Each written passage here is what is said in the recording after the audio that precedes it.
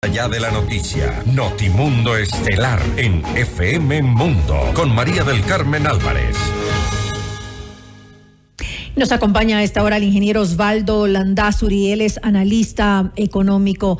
Ingeniero Landázuri, muy buenas noches y gracias por acompañarnos. Le saluda María del Carmen Álvarez. Buenas noches, María del Carmen. Gracias por la invitación. Gracias a usted por estar junto a nosotros. La situación que vive pues nuestro país es realmente compleja, lo acabo de decir hace un momento. La situación del presidente de la República, que será sometido pues a este juicio político después de que la Corte Constitucional admitiera pues la solicitud de la Asamblea Nacional, y en este proceso se podría dar paso a una posible destitución del primer mandatario. Pero no solamente que se advierten como consecuencia de esto pues situaciones políticas, sino que también vemos que va a haber definitivamente consecuencias económicas para el país. Pero ¿hasta qué punto va a llegar a afectar esto, ingeniero Landázuri, al Ecuador? A ver, María del Carmen, yo creo que el tema parte siempre por una visión amplia de lo que probablemente yo haya visto y fui de los primeros en anunciar, y es que creo que debemos quedar claros en una cosa. Estamos repitiendo los primeros años de este siglo, es decir, lo que se vivió con Lucio Gutiérrez, desde Alberto Dajic, etcétera. Todo ese modelo Lasso lo trató de implementar otra vez, es decir, ese modelo que ya causó tantos problemas en el país y por el que tuvimos que aguantar 10 años de un gobierno autoritario, de un gobierno que realmente llevó el péndulo hacia el otro lado. Muy bien. Con esto de antecedente, pues lo que sucede es que ahora los temas políticos van de la mano de los económicos, y eso es indudable. La política y la economía son hermanas siamesas. Y en esa línea, lamentablemente, lo político le está afectando muchísimo al económico. Ahora, no solo el problema económico está basado en los asuntos políticos que vive el Ecuador, sino que además el mundo está en un proceso de ajuste luego de la pandemia, que además tiene víctimas ya en bancos estadounidenses, en el precio del petróleo y en la liquidez en general. Entonces, si combinamos estos dos asuntos, lo que sucede es que el Ecuador realmente hizo un presupuesto mal hecho, lo advertí desde el principio. Recuerden ustedes que yo sugería mantener el precio del petróleo del año anterior. Claro que sí. Y era porque se veía el de 59, 58, María del Carmen. Así es. No sé si va a hacer alguna pregunta. No, estoy dándole la razón. Recuerdo que usted se mantuvo en esa posición porque el precio que se manejó, pues definitivamente estaba más alto de lo que se había previsto. Correcto. Entonces, en ese momento, bueno, el asunto es que uno como que pasa de ser una voz incómoda, creo yo, y probablemente es por eso que no han hecho caso a lo que se advirtió. Y es que yo veía que realmente era una tormenta que se estaba cuajando desde muchos lados: la guerra en Europa, el tema del ajuste económico, las empresas de tecnología en Estados Unidos ajustándose hacia la baja, porque una vez que el mundo se desconfina, pues en resumen esas empresas empiezan a necesitar más liquidez.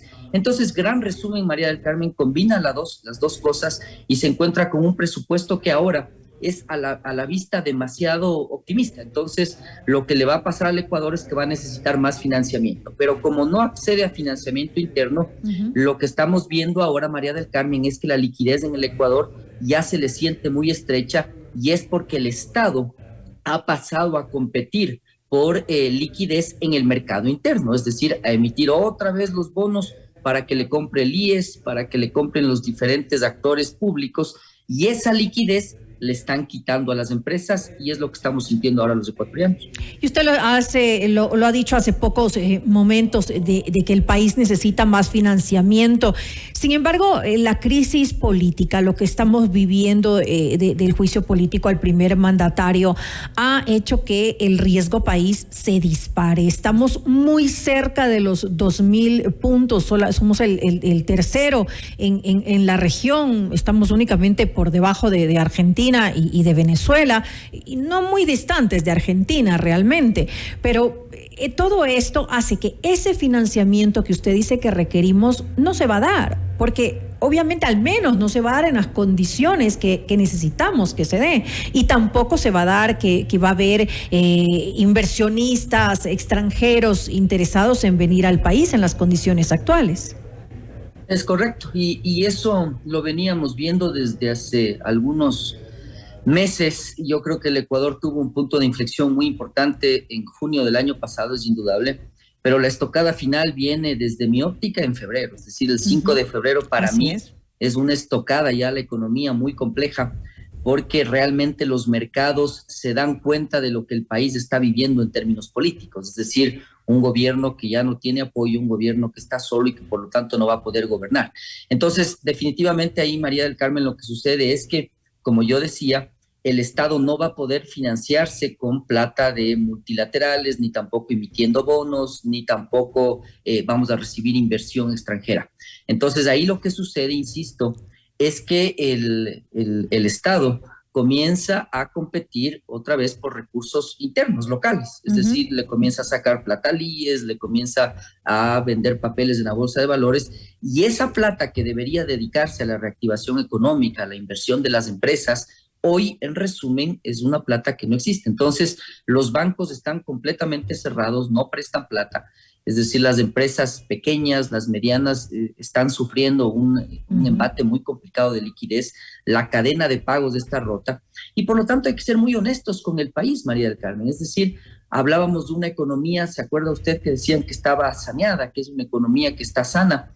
Y creo yo que la prueba de una economía sana es justamente cómo usted tiene esa resiliencia para los shocks externos, mucho más estando dolarizados. La economía ecuatoriana nunca estuvo saneada, es decir, siempre tuvo un ajuste por el lado de la inversión y un maquillaje permanente. Este presupuesto, por ejemplo, tiene 1.000 millones de venta de empresas, que yo le veo imposible que se dé, y por otro lado, aumento de recaudación tributaria. Yo no creo que van a poder subir impuestos, y tampoco veo una economía boyante que vaya a generar el pago de impuestos. Entonces, gran resumen de lecciones aprendidas. Hay que entender bien el equilibrio en las decisiones, es decir, ningún extremo es bueno. Lazo le quiso llevar a un extremo del libertario que realmente no aplica en el país, y por otro lado, el presupuesto ecuatoriano tiene un problema estructural que no se ha corregido, y ese problema se corrige solamente si nosotros hacemos que el gasto corriente sea más eficiente. Y lamentablemente usted ha visto, las empresas públicas gastan miles de millones y sin embargo no hay medicinas, no aumentamos la producción petrolera, y ese es el resultado de realmente lo que ha pasado en los últimos años, ¿no? Y el tema del gasto corriente fue algo que no se redujo por parte de este gobierno. No, se aumentó.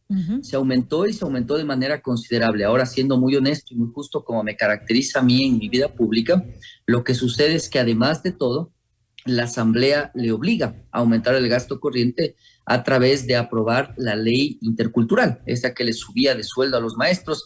Y ojo, yo no estoy en contra de que un maestro gane más plata, ni mucho menos. Lo que yo estoy en contra es de no entender qué está pasando con los dólares que gastamos los ecuatorianos y que pagamos miles de millones de impuestos con un sacrificio enorme de la clase media. Entonces, lo que yo he pedido en repetidas ocasiones a la opinión pública y al gobierno es transparentar la eficiencia del gasto. Es decir, hoy no tenemos ni idea, María del Carmen, si usted en un hospital tiene demasiadas secretarias y pocos doctores, o demasiados oficinistas y pocas enfermeras. No tenemos ni idea. Es decir, no existe una realidad respecto a qué tan eficiente es el dólar que los ecuatorianos estamos invirtiendo. Entonces, ahí es donde está el problema estructural. Entonces, cuando nos digan que la economía ecuatoriana ahora se ha sanado y que estamos todos bien, pues yo creo que los ecuatorianos debemos ir mejorando ese análisis económico, al menos el básico, para entender que si uno no tiene inversión pública, no tiene servicios básicos, y el gasto corriente está por las nubes, pues realmente esa economía nunca estuvo saneada. Entonces, de ahí parte el problema esencial. Y ahora se combinan las dos cosas, un shock externo y un shock interno, que es el político, y el resultado realmente va a ser un año bien difícil de sobrellevar por el lado del crecimiento económico. Veo un ministro de Economía y Finanzas que afirma que vamos a crecer más del 3%, yo le veo muy complicado. Yo creo que estaremos en menos del 2%, en 1,6, son mis cálculos, 1,7. Y eso le da cuenta a María del Carmen que en realidad no va a avanzar.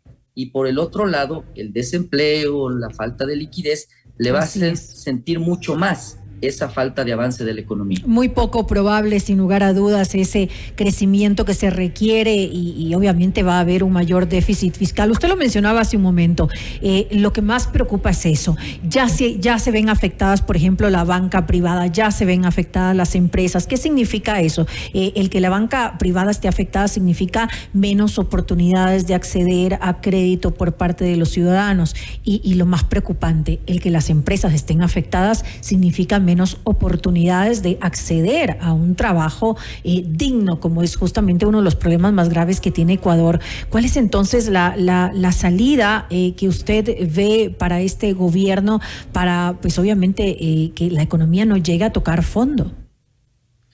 A ver, yo creo que fui de los primeros en advertir que Lasso debía haber leído bien la elección. No sé si lo hice con usted, María del Carmen, pero en resumen, yo era muy repetitivo en decir, cuidado y le pase lo del zar de Rusia que estaba encerrado en una burbuja mientras afuera era una revolución. Y en resumen, al final del día eso no se dio. Entonces, bueno, ahora que viene hacia adelante, pues yo creo que es un gobierno que desde mi óptica está caído, así permanezca en el poder. Es decir, no va a tener espacio de gobernabilidad. Lo que yo recomendaría es que de todas maneras busque acercarse más a la población, a la gente, a través de entender esas necesidades más básicas. Pero esas necesidades más básicas, María del Carmen, esa